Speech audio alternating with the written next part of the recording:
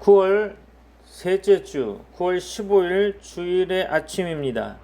오늘 예배 참여하신 모든 주의 지체들을 축복합니다. 올해 1월부터 시작한 공관 복음 강해는 37번째를 맞이하게 되었습니다. 오늘의 본문의 말씀은 누가복음 5장 27절로 32절 말씀입니다. 함께 합독하시겠는데요. 누가복음 5장 27절로 32절 말씀입니다.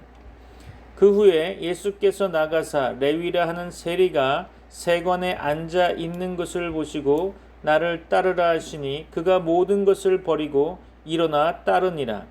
레위가 예수를 위하여 자기 집에서 큰 잔치를 하니 세리와 다른 사람이 많이 함께 앉아 있는지라. 바리새인과 그들의 서기관들이 그 제자들을 비방하여 이르되 너희가 어찌하여 세리와 죄인과 함께 먹고 마시느냐. 예수께서 대답하여 이르시되 건강한 자에게는 의사가 쓸데없고 병든 자에게라야 쓸데있나니 내가 의인을 부르러 온 것이 아니요 죄인을 불러 회개시키려 왔노라. 아멘. 오늘 아침 누가복음 5장으로 여러분을 초대합니다. 이 복음서는 의사 누가의 시각으로 우리 주 예수 그리스도의 삶을 기록한 놀라운 책이죠. 누가복음이 우리 모두의 삶에 깊은 영향을 미칠 것으로 믿어 의심치 않습니다.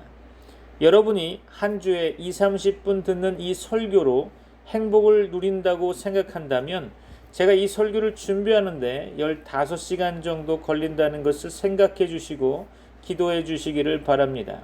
이 복음을 함께 나눌 수 있어 정말로 기쁘고 감사하게 생각합니다. 왜냐하면 이는 살아계신 주 예수 그리스도와의 끊임없는 소통의 장이기 때문이죠.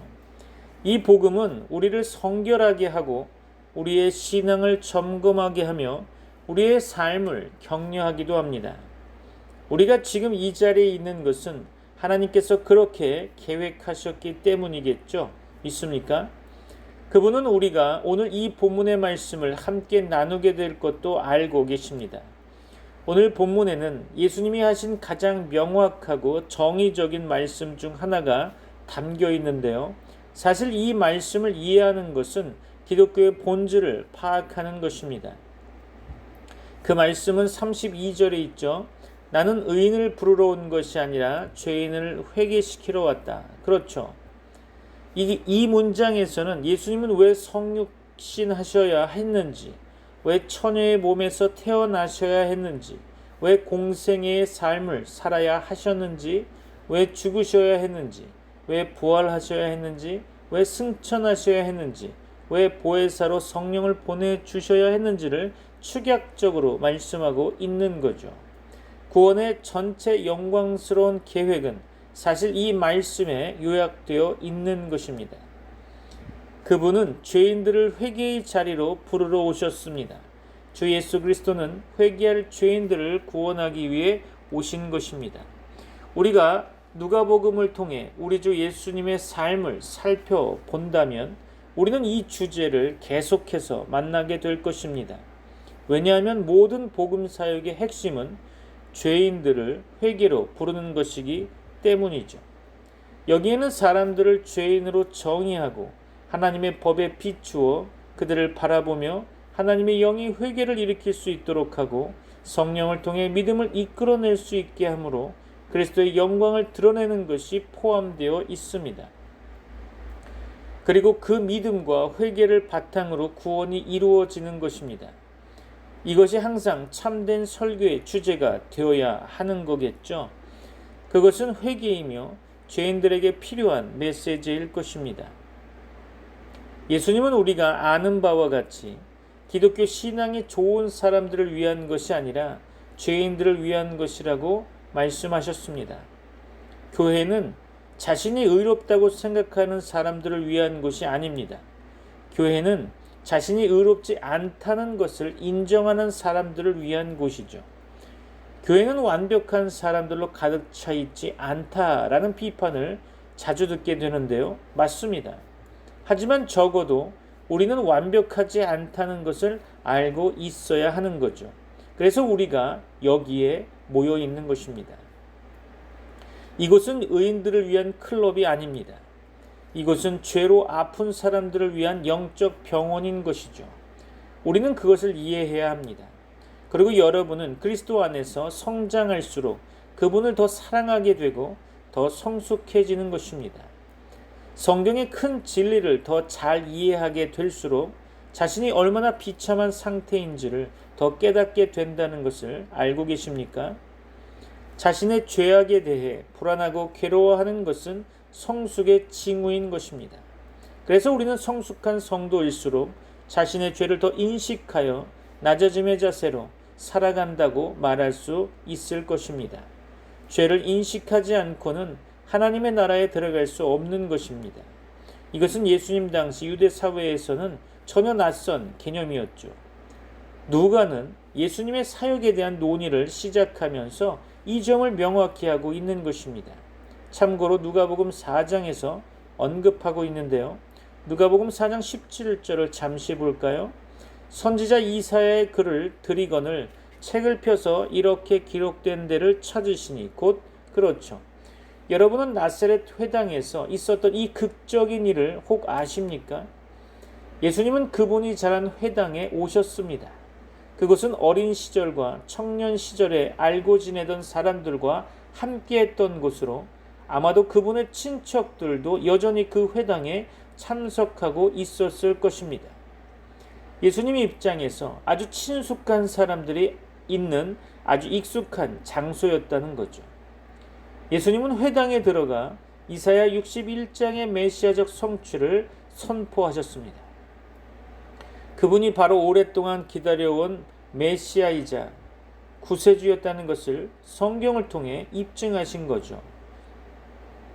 예수님은 일어나 이사야 두루마리를 펼치셨고 누가복음 4장 17절 이후의 말씀을 본다면 이사야의 위대한 구절을 읽으셨던 것을 알 수 있겠죠.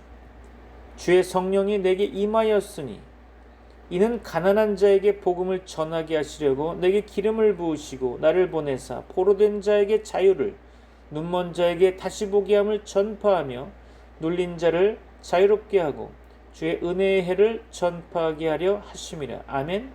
이것은 당시엔 충격적인 내용이었을 것입니다.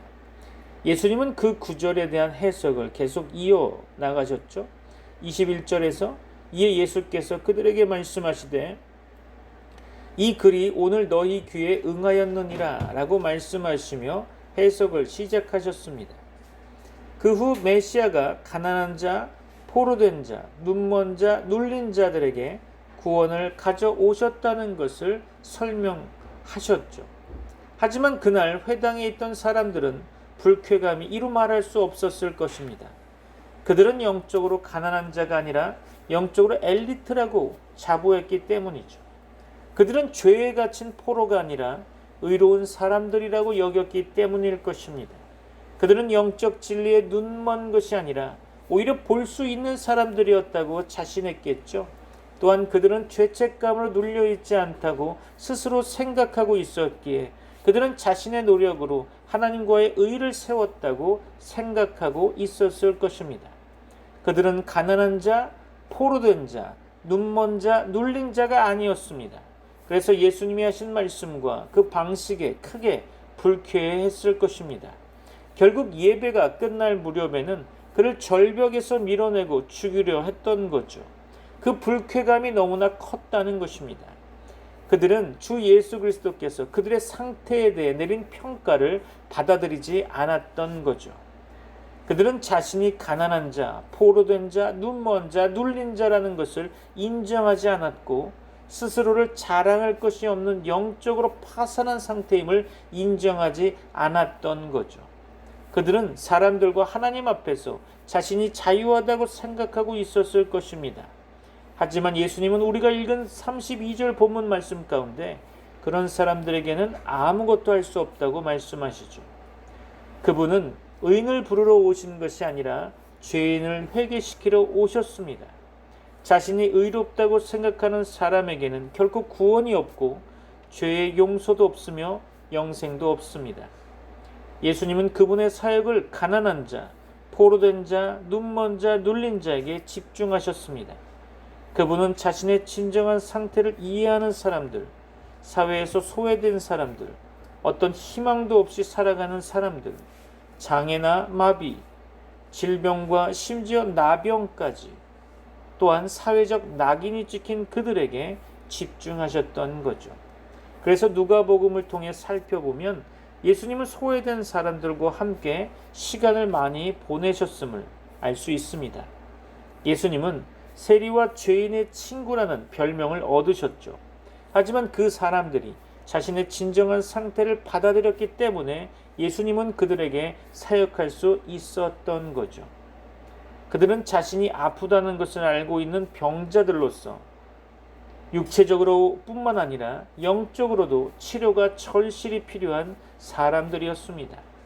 예수님은 회개하는 자들에게 찾아오셨죠.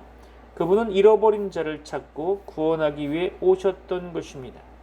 오늘 본문의 배경 가운데 예수님께서는 갈릴리 바다 옆의 길을 따라 걷고 계셨습니다. 마태와 마가의 기록을 참고하면 알 수 있겠죠. 그 길을 따라 걷고 있던 중에 본문 첫 부분에 해당하는 죄인을 받아들이는 사건이 일어난 거죠. 27절 말씀에 따르면 그 후에 예수께서 나가사 레위라 하는 세리가 세관에 앉아 있는 것을 보시고 나를 따르라 하시니, 그렇죠? 그는 공공세관원으로 가장 악질적인 사기꾼으로 알려져 있었을 것입니다. 참고적으로 누가복음 3장 12절과 13절에서 세리들이 세례 요한에게 왔을 때 그들의 진정한 회개의 증거에 대한 질문이 제기되었었죠. 세례 요한은 이렇게 얘기했죠. 너희가 받아야 할 것만 걷고 그 이상은 거두지 말라고 대답했죠. 정직하라는 것이었습니다. 그들은 부정직한 것으로 알려져 있었던 거죠. 그리고 여기 레위라는 이름의 부정직한 세리가 세관에 앉아 있습니다.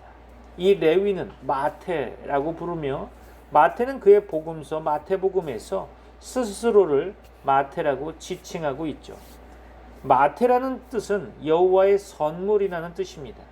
아름다운 이름이죠. 그는 그 이름으로 자신을 부르기를 선택했던 것입니다. 고대에는 오늘날과 좀 다르게 여러 이름, 즉 2개 이상의 이름을 가진 사람들이 많았었습니다. 그것은 흔한 일이었죠. 예수님의 제자 도마는 디두모라고 불렸고요. 바돌로메는 나다니엘이라고 불렸었죠. 마태는 별도로 레위라는 이름도 가지고 있었던 것을 우리는 알 수 있습니다. 그는 마태복음 덕분에 우리에게 가장 잘 알려져 있죠. 마태는 겸손한 사도임이 틀림없습니다. 예를 들어 볼까요? 모든 복음서에서 마태가 한 말에 대한 기록이 있었을까요? 여러분 확인하셨습니까? 마태가 한 말은 복음서에 기록된 적이 없습니다. 또한 마태복음에서도 그는 자신을 2번만 언급하고 있죠. 한 번은 이 사건에서 자신을 언급하고 있고요. 두 번째는 마태복음 10장 3절에서 사도들의 명단에 자신의 이름을 포함시킬 뿐이었죠. 그는 겸손한 사도임에 틀림없어 보입니다. 복음서의 저자가 되어서 예수 그리스도의 이야기를 가장 장엄하고 영광스러운 방식으로 기록할 수 있는 특권을 부여받은 것은 마태가 글을 쓰는 방식에서 볼 수 있었죠.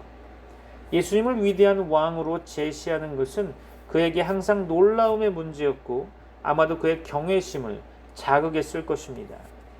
그는 가장 큰 죄인 중 한 명이었지만 신약의 시작을 알리는 특권을 부여받은 사람이었죠. 그렇다면 세리에 대해 어떠한 생각을 가지고 있었을까요? 유대인들의 눈에서 세리는 인류의 쓰레기였습니다. 이스라엘의 가장 끝자락이었던 거죠. 가장 낮은 자들이었습니다. 그들은 유대인들의 배신자였죠. 주님은 누굴 구원하실까요? 라는 질문을 한다면 그 대답은 간단하게 말해서 가장 이 세상에서 나쁜 자들이라고 말할 수 있을 것입니다. 세상에서 보았을 때 가장 나쁜 자들을 예수님은 구원하실 수 있다라는 거죠. 다시 말해서 예수님께서 구원 못할 사람은 아무도 없다는 것입니다. 사실 서기관들과 바리새인들에게는 예수님이 세리를 구원한다는 것 하물며 그를 사도로 만든다는 것은 상상할 수도 없는 일이었을 것입니다. 당시 시대 상황을 좀 살펴볼까요? 로마는 세상을 지배하고 있었고요. 이스라엘은 점령된 식민국가였습니다. 로마의 점령은 많은 부분에 영향을 미쳤죠. 군사적 존재가 있었고요.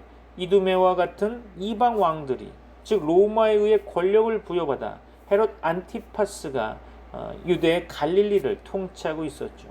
로마는 점령된 국가에 세금을 부과했고요. 갈릴리에 대한 특정 세금 액수를 정했을 것입니다. 이 세금은 여러 세리들이 헤롯 안티파스에게 납부하고 헤롯 안티파스는 이를 로마에 전달하는 시스템을 갖추었던 거죠.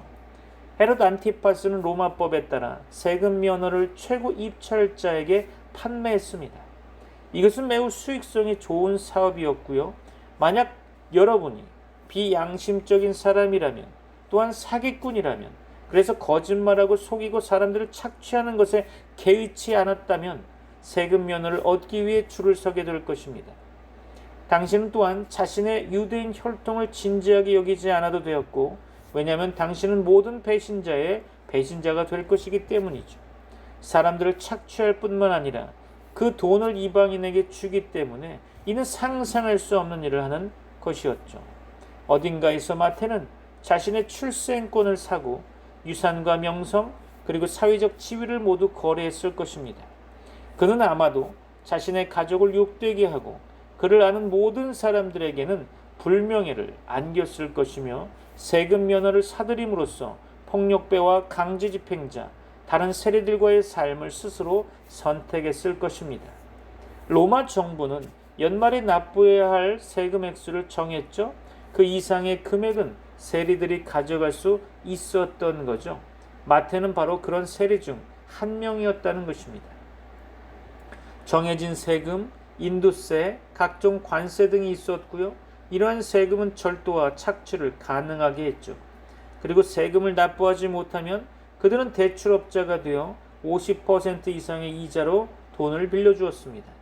만약 그 세금을 갚지 않으면 그들은 폭력배를 보내 다리를 부러뜨리기도 했다고 하죠. 마태는 그런 식으로 세금을 운영하던 사람이었다는 것입니다. 따라서 이런 일을 하는 유대인들은 미움을 받았고 경멸당했으며 마태도 그중 한 사람이었겠죠.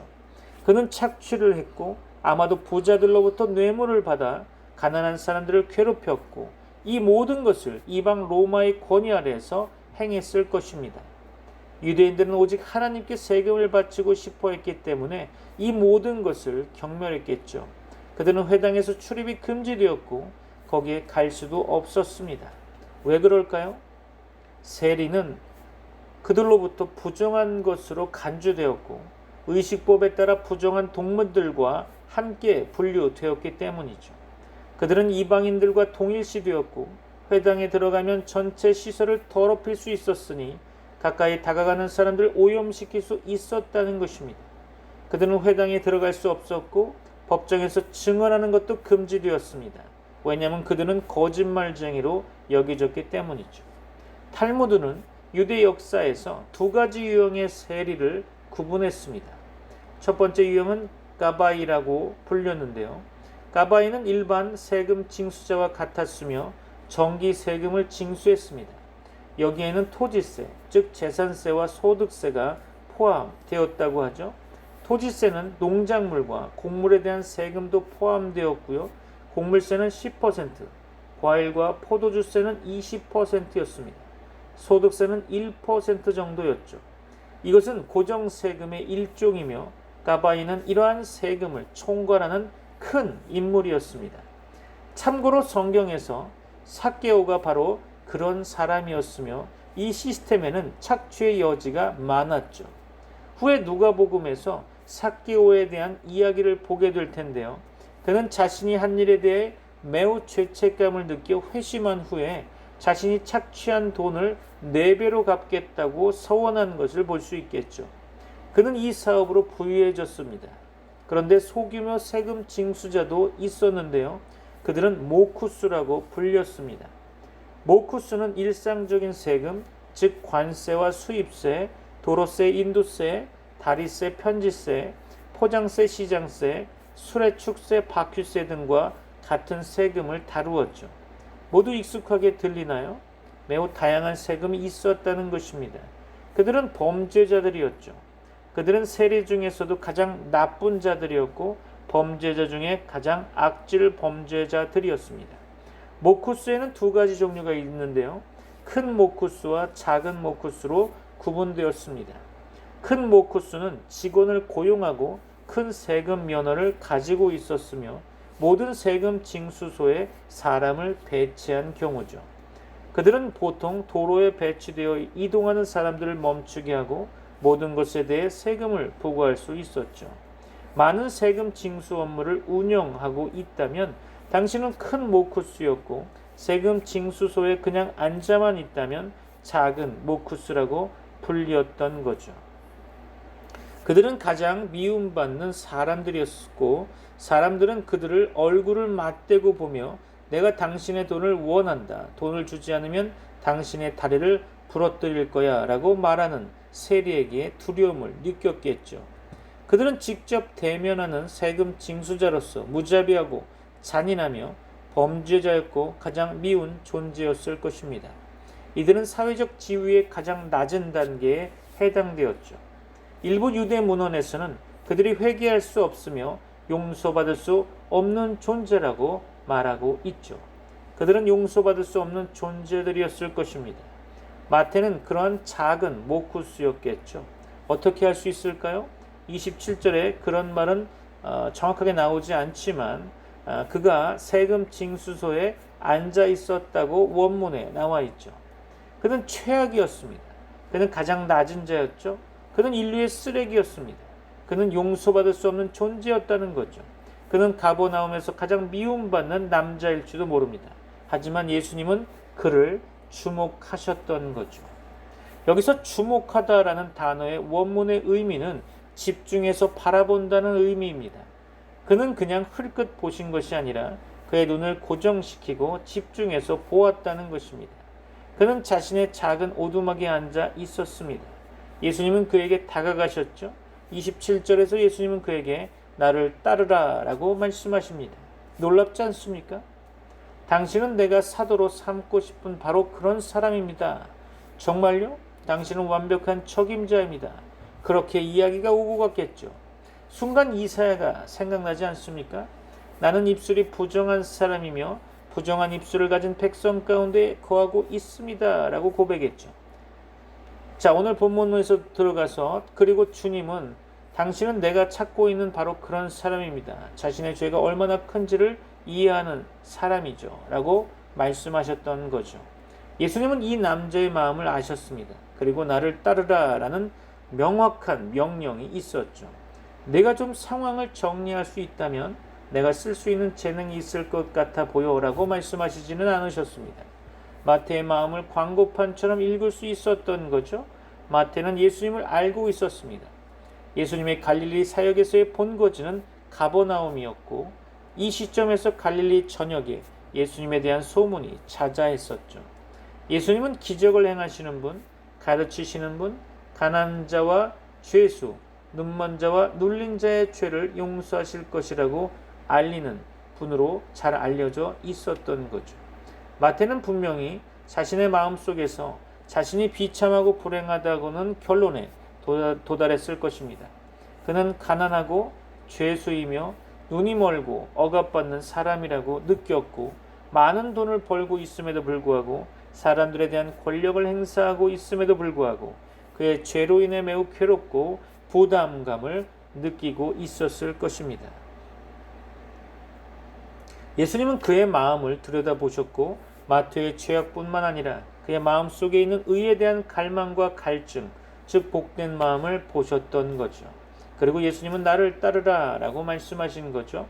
바리새인들과 서기관들이 충격을 받았다면 마태는 얼마나 놀랐을까요? 마태는 자신에 대해 바리새인들과 서기관들보다 더 잘 알고 있었겠죠. 그들에게 마태는 단순히 범주적으로 쓰레기와 같은 존재였습니다. 예수님은 즉시 그를 용서하시고 사도로 부르신 거죠. 28절 말씀에 그가 모든 것을 버리고 일어나 따르니라 라고 말씀하고 있죠. 여기 28절에서 그가 모든 것을 버리고 일어나 따르니라 라는 구절은 마태가 자신의 복음서에서는 제외시켰습니다. 이는 그의 겸손한 마음을 더욱 강조하고 있다고 볼 수 있겠죠. 어떤 의미에서는 그가 예수님을 따른다는 것은 어부인 동료 사도들보다 훨씬 더 극적인 변화라고 할 수 있을 것입니다. 예수님은 어부였던 제자들에게 나를 따르라, 내가 너희를 사람을 낚는 어부가 되게 하리라 라고 말씀하셨죠. 하지만 여러분, 그물은 언제든지 다시 던질 수 있죠. 물고기는 언제나 거기 있을 것입니다. 아무도 당신을 호수에 가는 것을 막을 수 없겠죠. 실제로 그들은 다시 돌아가서 낚시를 했었죠. 참고적으로 요한복음 21장에서 볼 수 있는 거죠. 하지만 세금 징수소를 떠나면 그건 끝입니다.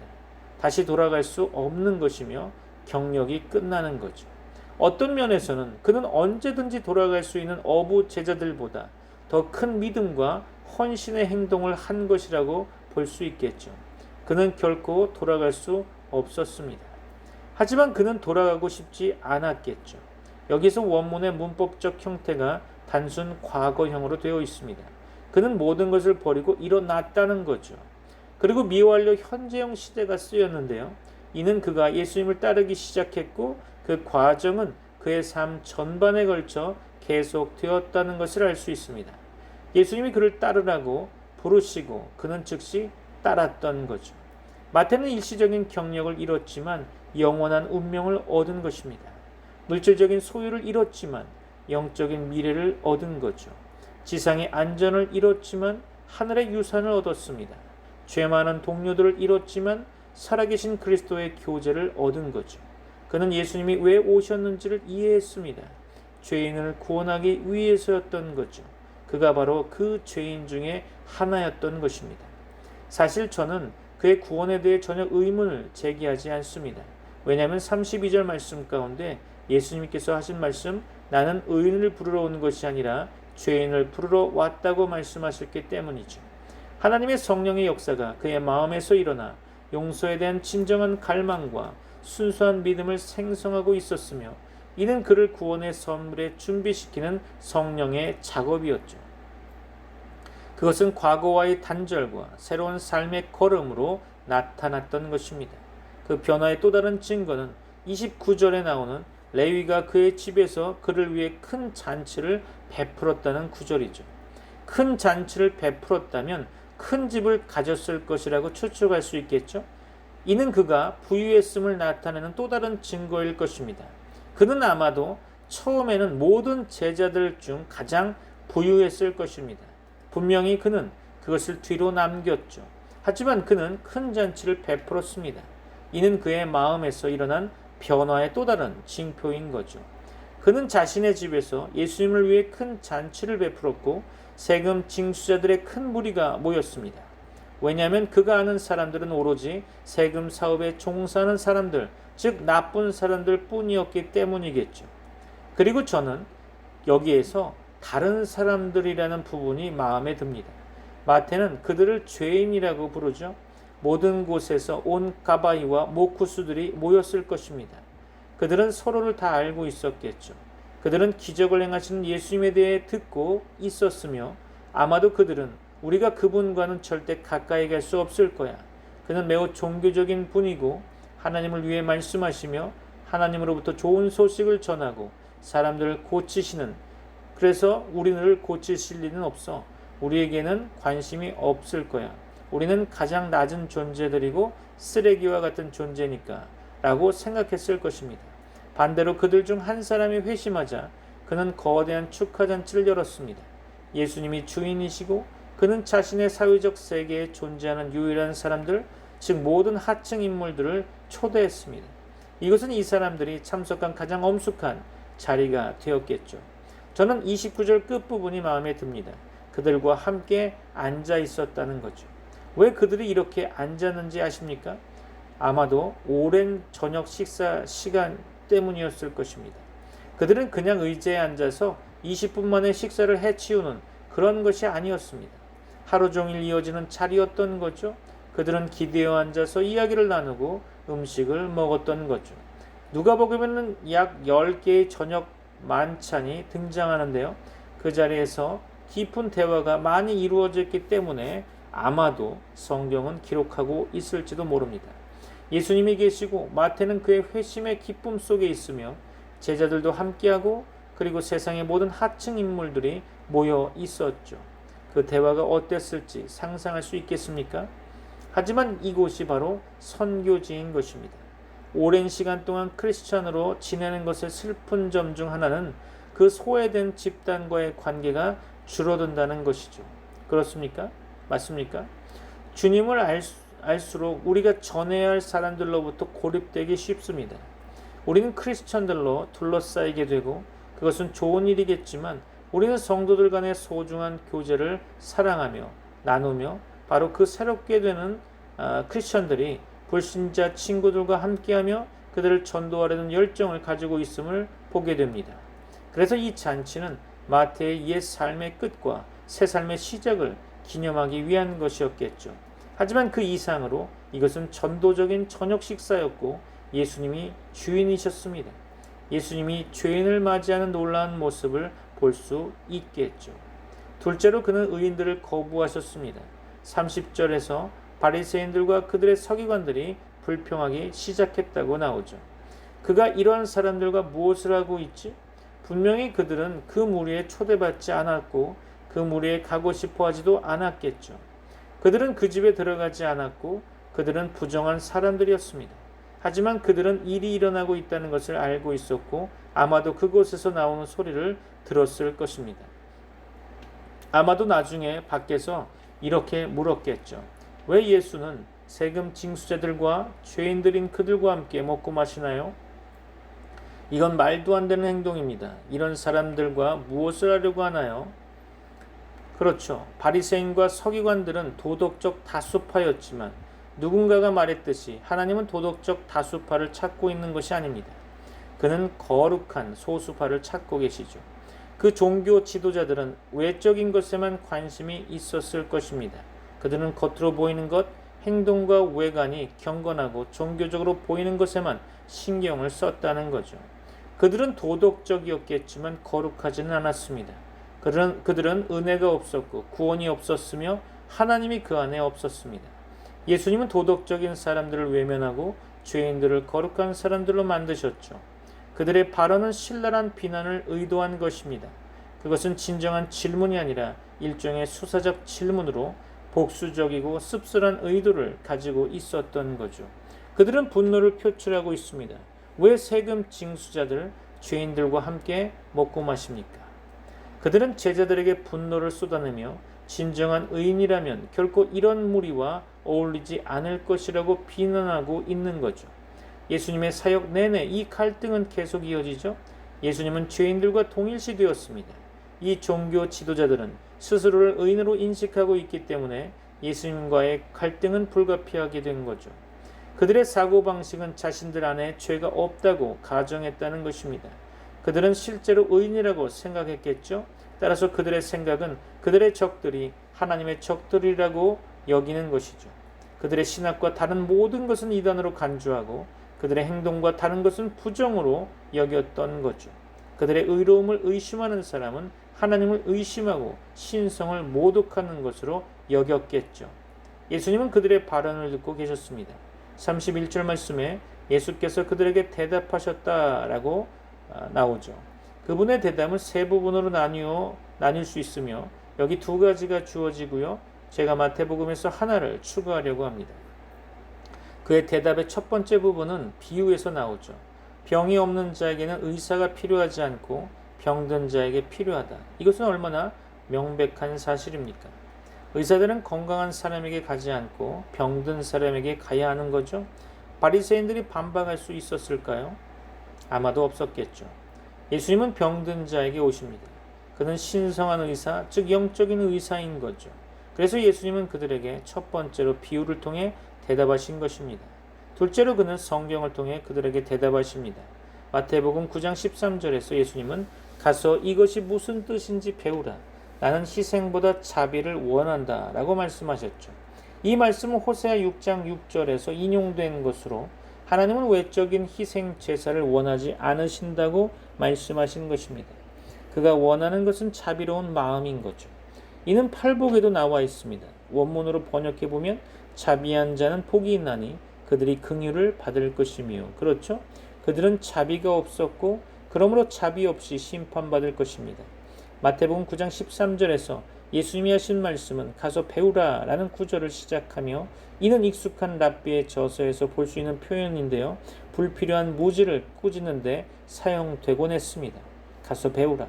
이 표현은 마치 생각해 봐라, 아이디어가 있냐, 얼마나 바보 같은 거냐, 하나님이 자비를 원하신다는 걸 왜 모르냐 와 같은 미국식 표현과 비슷하겠죠.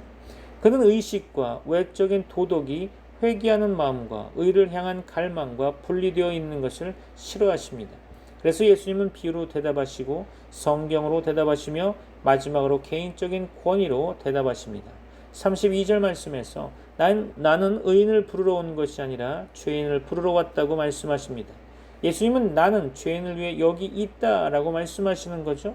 여기에는 모순, 즉 아이러니가 있습니다. 명백한 풍자가 담겨 있죠. 이는 고린도전서 4장에서 바울이 고린도 교인들에게 이제 너희는 왕이로구나, 우리 없이도 얼마나 대단한가 라고 말하는 것과 비슷하죠. 여기서도 그런 날카로운 풍자를 볼 수 있습니다. 나는 의인을 부르러 온 것이 아니라 죄인을 부르러 왔다. 사랑하는 여러분, 이것이 복음의 핵심입니다. 복음은 죄인을 위한 것이죠. 마태복음 22장의 비유에서 예수님은 이스라엘의 의인들에게 아들의 잔치에 초대합니다. 하지만 그들 중 아무도 오지 않죠. 그래서 예수님은 도로와 길거리와 나가서 낮은 사람들을 데려오라고 말씀하십니다. 그리고 그는 자신이 얼마나 좋은 사람인지를 자랑하는 누가복음 18장의 바리새인을 거부하시고 가슴을 치며 자비를 구하는 세리에게는 포옹하십니다. 그들은 이 때문에 그를 미워했겠죠. 그들은 그들이 죄인으로 재정의되는 것을 싫어했습니다. 오늘날에도 사람들은 그걸 좋아하지 않죠. 하지만 하나님은 자신을 죄인으로 보지 않는 사람을 구원할 수 없습니다. 죄를 감출 수는 없습니다. 죄를 덮어버릴 수도 없습니다. 죄를 사소하게 만들 수도 없습니다. 죄를 과소평가할 수도 없겠죠.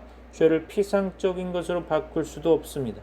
인간의 마음에 절망적이고 죄 많으며 악한 본질에 대한 진정한 이해를 전해야 할 것입니다.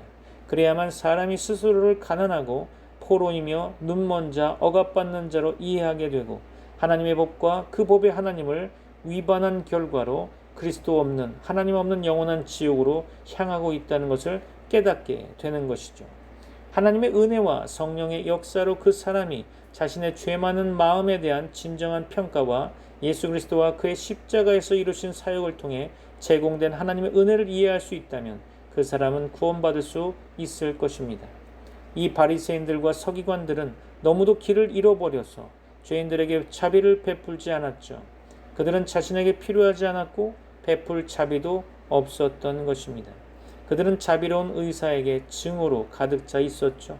그들은 그것과 연결될 수도 없었습니다. 그들은 야고보가 이사야를 인용하며 하나님은 겸손한 자에게 은혜를 주시고 교만한 자는 물리친다는 이 말씀을 알아야 하는 거죠. 사랑하는 성도 여러분, 오늘 아침 하나님께서 여러분에게 은혜를 베푸실 것을 믿습니다. 그는 여러분에게 자비와 용서 그리고 긍휼을 베푸실 것입니다. 여러분이 그에게 나아온다면 모든 죄를 용서해 주실 것입니다. 하지만 자신이 괜찮다고 생각하는 사람들에게는 아무것도 행하실 수 없을 것입니다. 자신이 의롭고 선하다고 생각하는 사람들에게는 하나님의 은혜에 관해서 아무것도 받을 수 없을 것입니다. 그는 죄인들을 회개로 부르러 오셨습니다. 교회는 의인들로 이루어진 것이 아닙니다. 회개한 죄인들로 이루어진 것입니다. 자신이 선하다고 생각하는 사람들로 이루어진 것이 아닙니다. 자신이 그렇지 않다는 것을 아는 사람들로 이루어진 것이죠. 마지막으로 한 가지 예로 마무리하겠습니다. 디모데전서 1장이죠.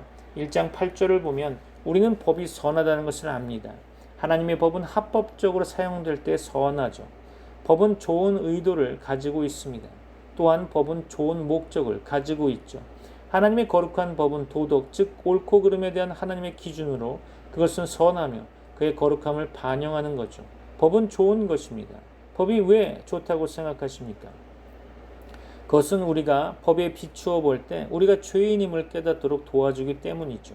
그러므로 9절 말씀에서 법은 의인을 위하여 세운 것이 아니다라고 말하고 있죠. 법은 의인을 위해 세운 것이 아닙니다. 오히려 법은 9절에서 법을 어기고 반역하는 자들, 경건하지 않은 자들과 죄인들, 거룩하지 않은 자들과 불경건한 자들, 살인자들, 음란한 자들과 동성애자들, 유괴범들과 거짓말하는 자들, 위증하는 자들과 건전한 교리에 반하는 모든 자들을 위해 세운 것이죠. 하나님의 법이 그렇게 불쌍한 무리를 위해 세워졌다는 것을 아셨습니까? 그것은 마음을 드러내기 위해 세워졌습니다. 그것이 바로 법이 만들어진 목적이죠. 11절에서 내가 맡은 바 복된 하나님의 영광스러운 복음에 따라 라고 말하고 있죠. 이것이 핵심입니다. 하나님은 자신의 법을 주십니다. 그 법을 살펴보면 자신의 비참함을 보게 되고 그러면서 용서의 영광스러운 복음을 받아들일 수 있는 사람이 되는 것이죠. 주님은 죄인을 구원하기 위해 얼마나 낮아지셨습니까? 그는 누구를 용서할 수 있을까요? 그가 용서할 수 없는 무리는 없습니다. 용서받은 사람들은 바로 하나님의 법에 맞서 자신의 부족함을 깨닫고 복된 하나님의 영광스러운 복음에 따라 구원받는 사람들입니다. 즉 하나님께서 회개하게 하고 그의 아들을 받아들이는 사람들의 죄를 용서하신다는 복된 소식, 곧 복음인 거죠. 이런 범주에서 벗어나 12절에서 바울은 개인적 이야기를 합니다. 나는 나를 신뢰하신 주 그리스도 예수께 감사한다 라고 말하며 그가 자신을 신실하게 여겨주셨기 때문이라고 말하고 있죠. 그는 바울의 믿음을 보시고 바울을 사역자로 세우셨다는 것입니다. 들어보십시오. 주님은 그 사람들을 구원하실 뿐만 아니라 그들을 사역자로 또한 사도로 세우십니다. 믿습니까? 내가 이전에는 신성을 모독하고 핍박하며 폭력적으로 행동했지만 그럼에도 불구하고 나는 자비를 받았다. 왜냐하면 내가 믿지 않고 무지하게 행동했기 때문이다. 그리고 우리 주님의 은혜는 그리스도 예수 안에서 믿음과 사랑으로 넘치게 주어졌다. 그 모든 것을 요약하자면 이는 전적으로 믿을 만한 말로 모든 사람이 받아들여야 할 것이다. 그리스도 예수께서 세상의 죄인을 구원하러 오셨다. 그 가운데 내가 가장 큰 죄인이다. 그렇죠. 이제 그는 60대에 접어들었고 믿음을 가진 지 약 30년이 지났죠. 그는 인생의 끝자락에 있으며 주님과 함께하는 시간이 길어질수록 자신의 비참함을 더욱더 깊이 이해하게 되었던 거죠. 당신이 자비를 찾는 유일한 방법은 회개할 때입니다. 그래야만 예수 그리스도께서 죄인들에게 그의 완벽한 인내를 보여주실 수 있는 거죠. 이는 그를 믿고 영생을 얻고자 하는 이들에게 본보기가 됩니다. 예수님은 죄인들을 회개로 부르시기 위해 오셨고 오늘 아침에도 그 부르심이 있는 것입니다. 다 같이 기도하겠습니다. 아버지 하나님, 지금도 죄인들을 구원하시고 그들을 용서하시며 회개와 그들의 자리를 대신해 죽으신 하나님의 아들 예수 그리스도에 대한 믿음으로 부르심을 받게 하여 주옵소서. 그렇게 하여 주님의 정의가 만족되고 주님의 은혜가 확장되게 하여 주옵소서. 우리는 의인이 아니라 죄인임을 고백합니다. 우리는 가장 좋은 죄인도 아니고 우리는 최악의 죄인인 것이죠. 그래서 우리를 구원하심으로써 주님은 죄인을 일으키기 위해 얼마나 낮아질 수 있는지를 모두에게 보여주셨습니다. 오늘도 주님의 영광을 위해 주님의 이름이 온 땅에 선포되기를 주 예수 그리스도의 이름으로 기도합니다. 이제는 우리 주 예수 그리스도의 은혜와 하나님의 사랑과 성령님의 교통하심이 트리니티 미라클 교회의 모든 권속들과 세계 교회 위 이제부터 영원까지 함께 있을지어다. 아멘.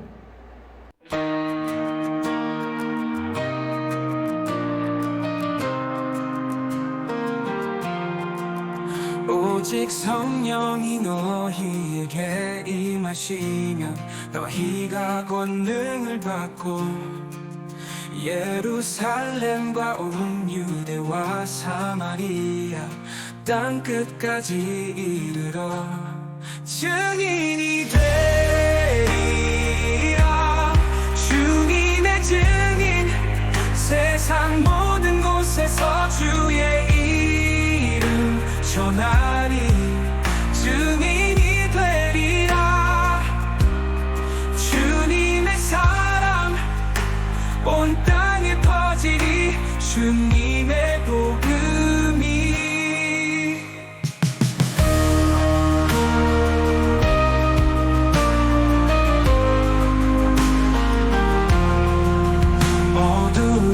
세상 빛으로 비추고 주님의 진리 전하리 두려움 없이 주님의 말씀을 온 세상에 외치리 증인이 되리라 주님의 증인 세상 모든 곳에서 주의 이름 전하리 증인이 되리라 주님의 사랑 온 땅에 퍼지리 주님의 복음이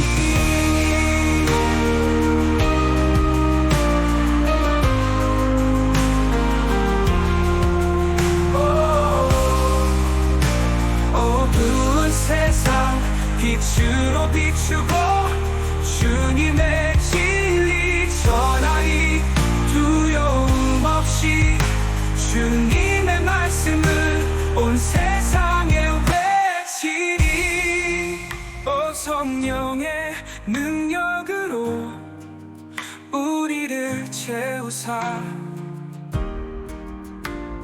주님의